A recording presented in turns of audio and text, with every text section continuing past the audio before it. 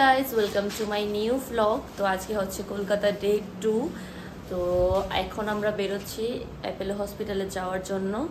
তো আজকে সারাটা দিন মনে হচ্ছে হসপিটালেই কেটে যাবে। তো চলো যাই। আমি তো রেডি হয়ে গেছি, মাও এখানে রেডি, বাবাও রেডি। এখন আমরা বেরিয়ে পড়বো। চলো, এখন বাজে জাস্ট 7টার সময়। দেখো রৌদ্র উঠে গেছে, রৌদ্রের কি তাপ বাইরে। এরপর কিন্তু আমরা বেরিয়ে পড়েছি হসপিটাল যাওয়ার উদ্দেশ্যে। আর সকাল সকাল যাচ্ছিলাম, ওয়েদারটা বেশ ভালো ছিল। আমরা কিন্তু চলে এসেছি হসপিটালে। আমরা টাইমের অনেকটা আগেই চলে এসেছি। আমার বাবা একদম টাইমে পাঞ্চুয়াল, তো সবসময় সব কিছু টাইমের আগে করার চেষ্টা করে। এসে বসে বসে এখন ওয়েট করছি টেস্ট করার জন্য। লোকজনরাও আসেনি এখনো এখানে, আর চলে এসেছি আমরা। আর হসপিটালে আসার পর আমার প্রচণ্ড ঘুম পাচ্ছিল, তাই একটু চা খেয়ে নিলাম। এই দেখো কে আবার এসে পড়েছে আমাদের সাথে দেখা করার জন্য। আসলে আমি সেলিব্রিটি, তো তাই সেলিব্রিটির সাথে দেখা করার জন্য চলে এসেছি। এই দেখো,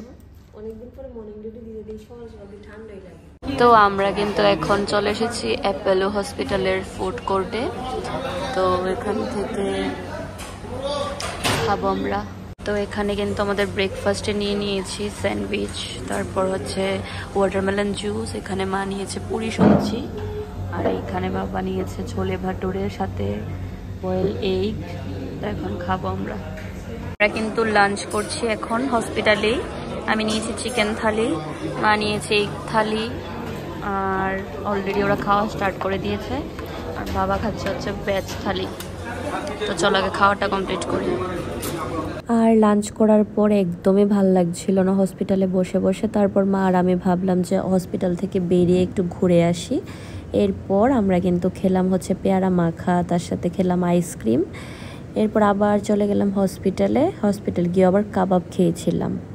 আমরা সকাল 7টায় হসপিটালে এসেছি, স্টিল এখনও বসে আছি হসপিটালে। এখন বাজে 5:30, এখনও বাবার ডাক্তার দেখানো হয়নি। আর আমার মায়ের অবস্থা দেখো, ঠান্ডায় কি করেছে।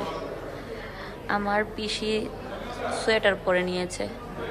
আমার পিসিরও ডিউটি শেষ হয়ে গেছে, সকাল সকাল এসেছিল পিসি, কিন্তু বাবার ডাক্তার দেখানো শেষ হয়নি। বলো সোয়েটারটা পরে কীরকম লাগছে তোমার? কীরকম লাগছে? আরাম লাগছে বলছে। যাই হোক, জানি না আর কতক্ষণ ওয়েট করতে হবে। তারপর সন্ধ্যার সময় বাবার ডাক্তার দেখানো শেষ হওয়ার পর আমরা আসলাম একটু চা কফি খাওয়ার জন্য। এখান থেকে দেখো মেট্রো যাচ্ছে, দেখলাম।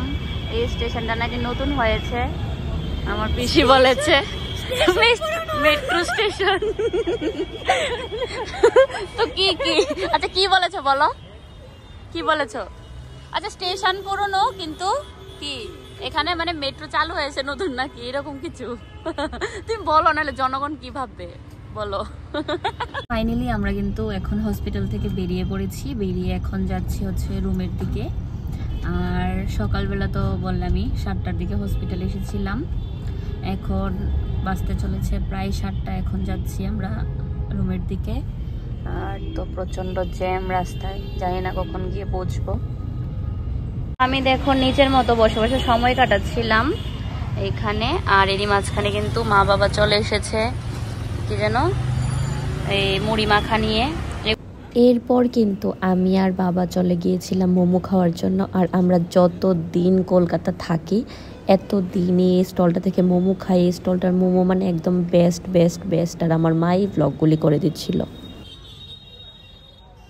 রাতের বেলা ভেবেছিলাম যে আমি ডিনার করব না, যেহেতু আমি মোমো খেয়ে এসেছি। কিন্তু আমার মা ভাত খাচ্ছে, আমারও এখন ভাত খেতে হবে। দেখো কি কি নিয়েছো মা বলো? ডাল, পাঁপড় ভাজা, তারপর হচ্ছে কি যেন মাছের কালিয়া নাকি নিয়েছে, স্যালাড।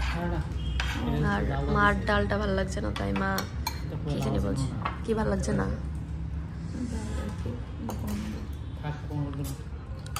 তো যাই হোক, আমরা চলো খাবারটা কমপ্লিট করি আগে।